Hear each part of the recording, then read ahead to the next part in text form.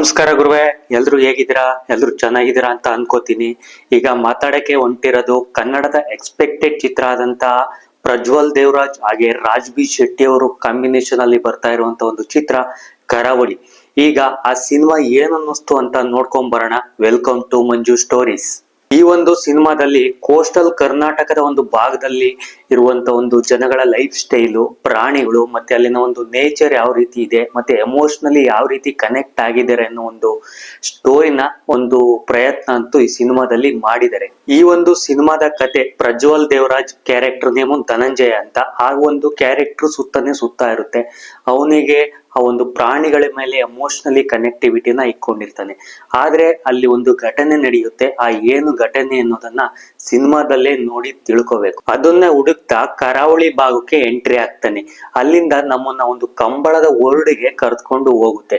ಈ ಒಂದು ಕಂಬಳ ಗೇಮು ಬರೀ ಆಟಕ್ಕೆ ಸೀಮಿತ ಆಗದೆ ಆ ಜನಗಳ ಮಧ್ಯೆ ನಡೆಯುವ ದ್ವೇಷ, ಅಧಿಕಾರ, ಗೌರವ ಯಾವ ರೀತಿ ಇರುತ್ತೆ ಅಂತ ಇದರಲ್ಲಿ ನಮ್ಗೆ ಈ ಒಂದು ಸ್ಟೋರಿನಲ್ಲಿ ತೋರಿಸುತ್ತೆ. ಈ ಒಂದು ಸಿನಿಮಾದಲ್ಲಿ ಬರುವಂತ ಒಂದು ಸೀನ್ಗಳು ನಮ್ಮನ್ನ ಕೋಸ್ಟಲ್ ಕರ್ನಾಟಕದ ಒಂದು ವರ್ಲ್ಡ್ಗೆ ಕರೆದುಕೊಂಡು ಹೋಗ್ತವೆ. ಅಲ್ಲಿ ಬರುವಂತ ಒಂದು ನೇಚರ್ ಆಗಿರ್ಬೋದು, ಜನಗಳ ಲೈಫ್ ಸ್ಟೈಲು, ಮನೆಗಳು ಯಾವ ರೀತಿ ಇದಾವೆ ಅಂತ ತೋರಿಸಿದ್ದಾರೆ. ಹಾಗೆ ಕಂಬಳದ ಒಂದು ಸಂಸ್ಕೃತಿನ ಚೆನ್ನಾಗಿ ಬಳಸ್ಕೊಂಡಿದ್ದಾರೆ ಅಂತ ಅನ್ನಿಸ್ತು. ಇನ್ನು ಒಂದು ಪ್ರಜ್ವಲ್ ದೇವರಾಜ್ ಅವರ ಪರ್ಫಾರ್ಮೆನ್ಸ್, ನಾರ್ಮಲ್ ಆಗಿ ಅವರು ಒಂದು ಕಮರ್ಷಿಯಲ್ ಸಿನಿಮಾನ ಹಿಂದೆ ನಾವೆಲ್ಲ ನೋಡಿದೀವಿ. ಆದ್ರೆ ಈ ಒಂದು ಸಿನಿಮಾದಲ್ಲಿ ಅವರ ಒಂದು ಬಾಡಿ ಲ್ಯಾಂಗ್ವೇಜ್ ಆಗಿರ್ಬೋದು, ಇಂಟೆನ್ಸಿಟಿ ತುಂಬಾ ಚೆನ್ನಾಗಿ ಮಾಡಿದ್ದಾರೆ ಅಂತ ಅನ್ನಿಸ್ತು.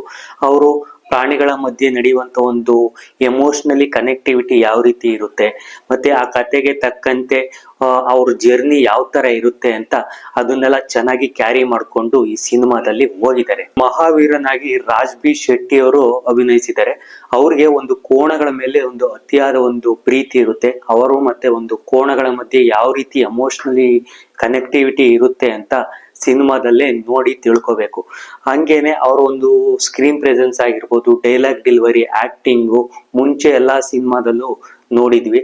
ಅದೇ ಒಂದು ಸ್ಕ್ರೀನ್ ಪ್ರೆಸೆನ್ಸ್ ಮತ್ತೆ ಡೈಲಾಗ್ ಡೆಲಿವರಿ ಆಗಿರ್ಬೋದು, ಆಕ್ಟಿಂಗ್ ನ ಈ ಸಿನಿಮಾದಲ್ಲೂ ಕ್ಯಾರಿ ಮಾಡ್ಕೊಂಡು ಹೋಗಿದ್ದಾರೆ ಅಂತ ಅನ್ನಿಸ್ತು. ಇನ್ನು ಈ ಒಂದು ಸಿನಿಮಾದಲ್ಲಿ ಕಂಬಳದ ಒಂದು ಸೀನ್ಗಳು ಕೂಡ ಚೆನ್ನಾಗಿದ್ದಾವೆ.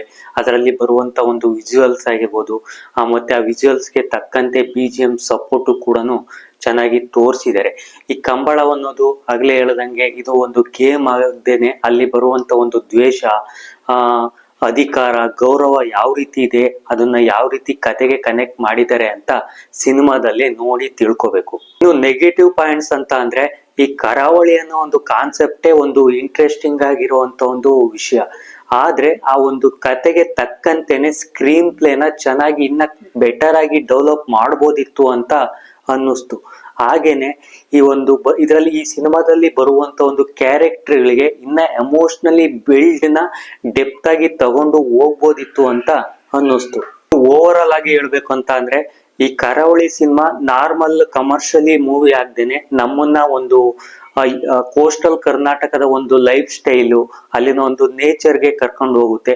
ಹಾಗೇನೆ ಒಂದು ಕಂಬಳದ ಒಂದು ಸಂಸ್ಕೃತಿ, ಅಲ್ಲಿನ ಆ ದ್ವೇಷ ಯಾವ ತರ ಇರುತ್ತೆ, ಆ ಅಧಿಕಾರ, ಗೌರವ ಅದೆಲ್ಲ ಯಾವ ತರ ಇರುತ್ತೆ ಅಂತ ನೋಡ್ಬೇಕು ಅಂತ ಅನ್ಸೋರ್ಗೆ ಒಂದು ಡೀಸೆಂಟ್ ವಾಚ್ ಮೂವಿ ಅಂತ ಹೇಳ್ಬೋದು. ಇದಾಗಿತ್ತು ಕರಾವಳಿ ಸಿನಿಮಾದ ಒಂದು ರಿವ್ಯೂ. ನೀವೇನಾದ್ರೂ ಕರಾವಳಿ ಸಿನಿಮಾ ನೋಡಿದ್ರೆ ಏನು ಅನ್ನಿಸ್ತು ಅಂತ ಕಮೆಂಟ್ ಮಾಡಿ.